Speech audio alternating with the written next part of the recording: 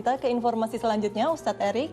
Ini ada pembongkaran ratusan lapak PKL Pasar Parung Bogor, Jawa Barat yang diwarnai perlawanan dari ratusan orang tak dikenal. Petugas Satpol PP tetap membongkar lapak PKL lantaran mereka berjualan di tempat terlarang yang kerap mengganggu ketertiban umum.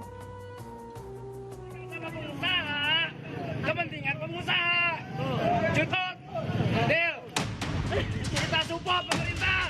Ratusan orang ini langsung menghadang petugas Satpol PP Kabupaten Bogor saat akan membongkar ratusan lapak pedagang kaki lima di atas lahan pemerintah di sekitar Jalan Raya Pasar Parung Bogor, Jawa Barat. Meski sempat diwarnai kericuan, pembongkaran tetap berlangsung. Para pedagang kaki lima ini berjualan di tempat terlarang seperti di bahu jalan dan kerap mengganggu ketertiban umum. Sedikitnya 700 lapak PKL di sekitar Pasar Parung diduga tidak memiliki izin. Banyak pasar yang sekarang banyak sekali para pedagang yang tumpah ke jalan, sehingga mengganggu ketertiban umum. Itulah yang menjadi target kita. Kita mengembalikan jalan untuk jalan, para pedagang yang jualan di dalam pasar. Selain melakukan penertiban PKL, petugas juga melakukan razia masker bagi masyarakat yang berada di luar rumah.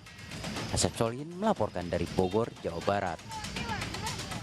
Ya, berdagang adalah salah satu bentuk ikhtiar untuk mencari rezeki yang halal, tapi tentu harus sesuai peraturan di suatu tempat dan tidak boleh mengganggu ketertiban umum ya Ustadz ya.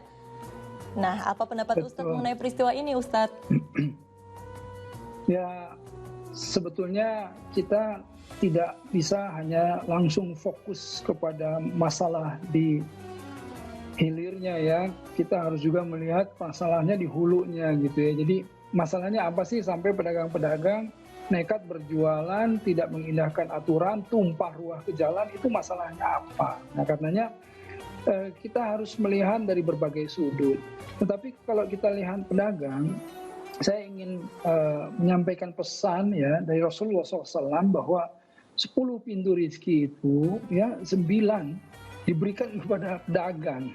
Kita yang bukan pedagang cuma 1 pintu, desek-desekan masuknya. Sementara 9 pintu rezeki itu disediakan oleh Allah untuk para pedagang. Nah, para pedagang yang jujur, insya Allah akan dimatikan dengan orang-orang yang syahid. Coba bayangkan, pedagang yang jujur.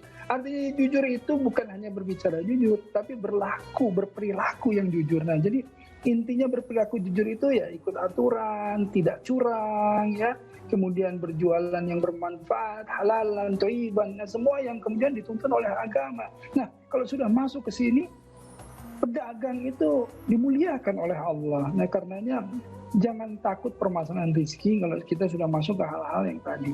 Tapi juga untuk tentu para umaro ya, bagaimana kemudian mengatur agar supaya masyarakat itu mendapatkan tempat yang layak ya, karena permasalahan ekonomi tentu harus difasilitasi, harus diberikan kenyamanan untuk selain pembeli juga pedagangnya dan kita semuanya tentunya. Nah, kalau sudah bagaimana cara Rasulullah SAW atau Umar bin Khattab radhiyallahu anhu mengatur pasar di Madinah zaman kenabian dulu, insya Allah pasar itu akan membawa berkah buat kita semuanya. Kira-kira begitu.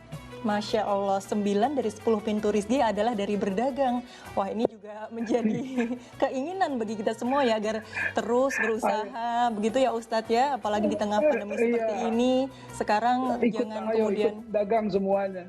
Iya, semuanya berdagang, apalagi sekarang dengan adanya online begitu ya Ustadz, seharusnya lebih mudah, tetapi harus mengedepankan panduan secara Islam Ustadz ya, untuk panduan Islam berdagang yang baik dan benar, yaitu tadi jujur dan kemudian menggunakan barang-barang yang halal begitu ya Ustadz ya. Iya. Insya Allah. Ya, ikut aturan semuanya insya Allah. Insya Allah, semoga semua umat muslim bisa mengedepankan hal-hal seperti itu dalam berdagang. Baik Ustadz, kita akan menuju ke informasi selanjutnya.